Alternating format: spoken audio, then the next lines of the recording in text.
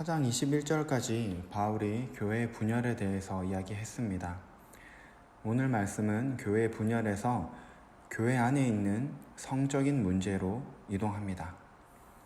무척이나 충격적인 주제죠. 교회 안에 성적인 문제가 주제인 것도 충격이지만 그것보다 더 충격적인 것은 고린도 교회 안에 일어난 이 성적인 문제가 세상에서도 일어나지 않는 근친상간이기 때문입니다. 바울은 무척이나 충격에 빠졌고 또 이 일이 얼마나 교회 안에서 큰 일인지 1절에서 말씀하고 있습니다. 그런 행은 이방인 중에서도 없는 것이라. 우리는 보통 로마 문화를 생각하면 사치와 향락, 성적 쾌락을 생각할 수 있습니다. 하지만 이것은 몇몇 황제만이 추구했던 문화입니다. 로마는 우리가 잘 아는 시저 그리고 초대 황제인 아우구스투스를 시작하여서 사치와 향락, 성적 쾌락에 무척이나 엄격한 문화를 만들고 또 이어갔습니다. 이런 세상에서조차 찾을 수 없는 잘못이 교회 안에는 버젓이 찾을 수 있게 되었습니다. 이 사건이 얼마나 컸는지 우리는 오늘 말씀을 통해 알 수 있는데 1절 말씀에서 이렇게 말씀하고 있죠. 너희 중에 심지어 음행이 있다함을 들으니. 이 말씀을 히브리어 성경과 그리고 아랍어 성경 등의 역본을 살펴보면 이렇게 말씀하고 있습니다. 누구나 그렇게 말했다. 너희 중에 음행이 있다는 사실을 고린도 교인 누구나 나에게 다 이야기해 주었다. 고린도 교회는 죄에 대해서 너무나 무뎠습니다. 죄가 주는 심각성을 전혀 알지 못했죠. 바울은 1장에서 고린도 교회를 향해서 너희가 아직까지도 그리스도 안에서 어린아이와 같다라고 말씀했습니다. 어린아이가 가지고 있는 특징이 무엇이 있을까요? 사리분별을 하지 못하는 것이 있겠죠. 지금 자기 손에 쥐고 있는 이 물건이 그리고 자기가 하고자 하는 이 행동이 앞으로 자기에게 어떤 해를 줄 것인지 어린아이들은 생각하지 못합니다. 부모가 손에 쥐고 있는 물건이나 또 그 행동을 하지 못하게 막으면 오히려 감사하고 또 웃기보다는 떼를 쓰며 웁니다. 자기가 하고 싶은 것을 만족해야만 만족을 하죠. 어린아이와 같은 이 고린도 교회가 이랬습니다. 죄가 주는 심각성을 알지 못했습니다. 지금 그들이 하고 있는 이 일들이 교회에 어떤 피해를 주고 있는지 알지 못했죠. 오히려 교만하였습니다. 이 교만을 다시 말하면 음행과 근신상간을 한 자들이 오히려 이 자신들의 죄를 숨기기보다는 자랑하고 다녔다는 것입니다. 얼마나 충격적입니까? 가정뿐만 아니라 교회라는 이 공동체까지 모두 파괴하는 정말 악랄한 죄입니다. 우리 한번 이렇게 생각해 봅시다, 여러분. 만약에 A라는 사람이 근친상간을 했다는 사실을 공공연하게 자랑을 하고 다녔습니다. 그리고 그 사람이 교회에 출석하였습니다. 그러면 그 사람을 보는 다른 교인들의 시선이 어떨까요? 다른 교인들의 그 마음은 어떨까요? 저 사람이 자기 어머니와 잠자리를 가졌다는데 혹시나 내 아내와도 그렇게 되면 어떡하지? 저 사람이 지금 내 아내를 쳐다보고 있는데 또는 저 사람이 지금 나를 쳐다보았는데 라는 그런 불안감, 그런 것 때문에 교인들의 마음에 평안이 있을 수가 없겠죠. 말씀을 읽고 또 이렇게 나누는 가운데 이렇게 생각할 수 있을 것 같아요. 저도 이런 생각을 했었는데 제정신인가? 아무리 백보양보 한다고 해도 상식적으로 일어날 수 없는 일이고 만약에 그런 일을 했다고 한다고 쳐도 이게 그렇게 자랑하고 다닐 정도의 그런 잘한 짓인가?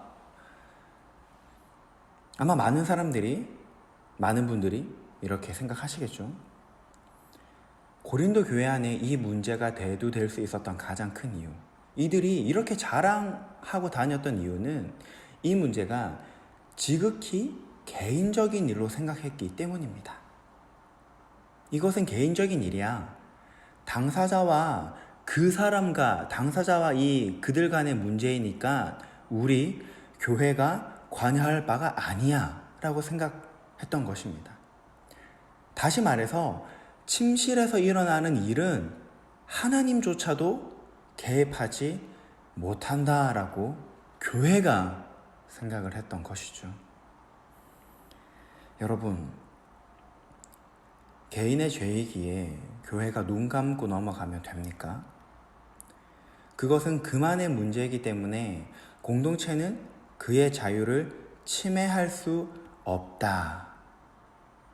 여러분, 그가 하는 일을 막고 그에게 권면을 하고 그가 다시 그런 죄를 짓지 못하도록 하는 그것이 정말 그의 자유를 침해하는 것입니까?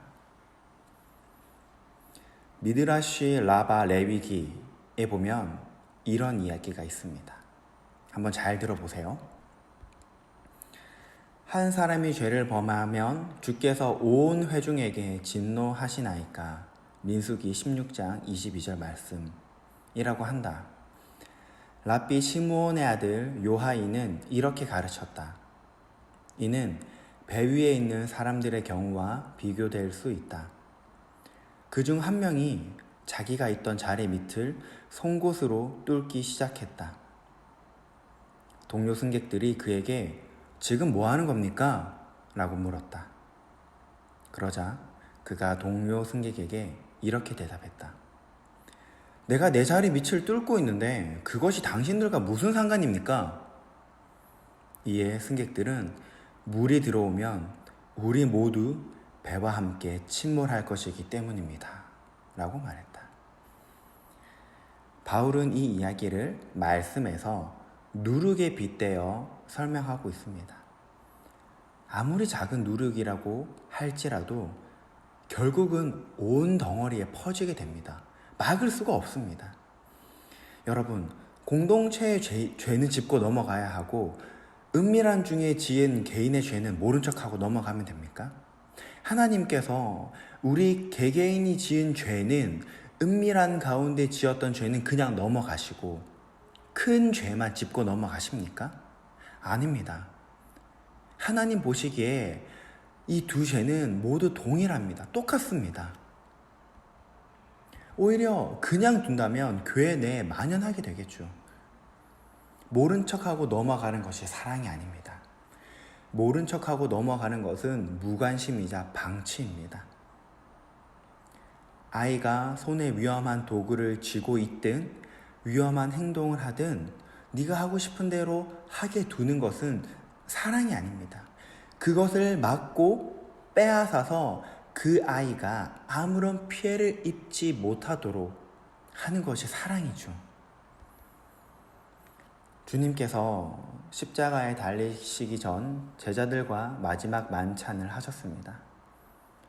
그들에게 떡과 포도주를 나눠주시면서 이것은 내가 너희를 위해서 주는 내 몸과 나의 피다. 이것을 너희가 행하여 나를 기념하라 라고 하셨습니다. 주님께서는 자신의 몸을 찢으시며 우리를 하나로 만드셨습니다. 우리는 누룩 섞인 떡을 먹는 것이 아니라 순전하고 진실한 떡을 먹으면서 주님의 사랑을 늘 기억해야 합니다. 바울은 교회의 정체성이 흔들리고 있는 고린도 교회에 과감하게 말씀합니다. 음행하는 자를 내쫓아라. 여러분 어떻게 생각하시나요? 음행하는 자를 내쫓아라. 사랑으로 이해하고 품어줘야 할까요? 그래, 그럴 수 있어. 앞으로 그러지 마. 라고 어깨를 토닥이며 넘어가야 할까요? 참 어려운 상황이죠. 하지만 여러분, 이미 모든 교인들이 이 사건에 대해서 알고 있습니다, 여러분. 죄의 누룩이 교회에 스며들어서 퍼지고 있어요. 이대로 두면 교회의 정체성은 물론 교회가 사라질 수 있는 위기입니다. 이런 위기 앞에선 우리가 어떻게 해야 될까요? 바울은 따끔하게 권면합니다. 내쫓아라. 개인과 교회가 그 일에 동조하지도 않고 지지하지도 않게 함으로 죄가 교회 전체를 오염되게 하는 것을 막기 위해서, 그리고 죄 지은 사람이 이를 통해서 자신의 문제와 죄의 심각성을 깨닫게 하기 위해서 내쫓으라라고 말씀합니다. 그를 그냥 내팽겨쳐서 그냥 관심 밖에 둬, 이렇게 이야기하는 것이 아닙니다. 저는 요즘 사역하면서 참 느끼는 것이 많습니다. 아직은 전도사라서 작게 교육부서를 담당하고 있습니다. 하지만 여러분, 중고등부 안에서도 참 문제가 많습니다. 청년부 안에서도 참 문제가 많아요. 특히 우리 중고등부 아이들은 이 예민한 이 10대를 보내고 있다 보니까 서로 간의 상처도 많이 이렇게 있고 또 오해도 많이 쌓아갑니다. 제가 지금 작은 이 교육부서를 담당하고 있으면서도 여러 가지 고민을 하고 있는데, 언젠가 목사가 되어서 교구를 담당하고 또 언젠가 담임 목사가 된다면 고린도 교회와 같은 일이 일어나지 말라는 법은 없겠죠. 저마다 다양한 사람들이 모인 곳이 교회입니다. 어떻게 서로를 이해해 줄 것인가? 문제가 발생했을 때 어떻게 해결해야 할까? 그런데 저는 항상 말씀을 읽을 때 하나님께서 저에게 알려주신 한 가지가 있는데, 그것은 이것입니다. 교회는 사람의 만족을 위한 모임이 아니라는 것. 교회는 그리스도의 몸이라는 것과, 그리고 모든 일의 먼저는 머리 되신 주님이라는 것입니다. 우리 모두는 죄인입니다. 여러분, 부정할 수 없죠. 저도 죄인입니다. 하지만 그렇다고 우리가 죄가 퍼지는 것을 우리는 보면서 즐거워하지 않습니다. 내가 어떤 죄를 은밀하게 지었다고 교회에 와서 자랑하지 않습니다. 왜일까요? 우리는 주님께서 우리를 위해서 찢기고 흘리신 몸과 피를 통해서 그분의 교회 안에 들어왔기 때문입니다. 우리가 먹어야 할 것이 누룩 있는 떡이 아니라 순전하고 진실한 떡이라는 것을 우리는 알기 때문입니다. 이것은 곧 교회도 동일합니다. 교회가 먹어야 될 것은 순전하고 또 진실한 떡입니다. 우리 교회가 주님의 말씀이 기준이 되는 교회의 머리 대신 주님이 기준이 되기를 소망합니다. 그리하여서 서로가 무조건적으로 품어주고 이해해주는 것이 아니라 그것이 하나님의 말씀에 빗대어서 이것이 죄라면 때로는 과감하게 그와 또 그리스도의 몸된 공동체를 위해서 따끔하게 권면해 줄 수 있는, 그리고 다시 그를 품어주고 또 안아줄 수 있는 교회가 되기를 이 시간 간절히 소망합니다.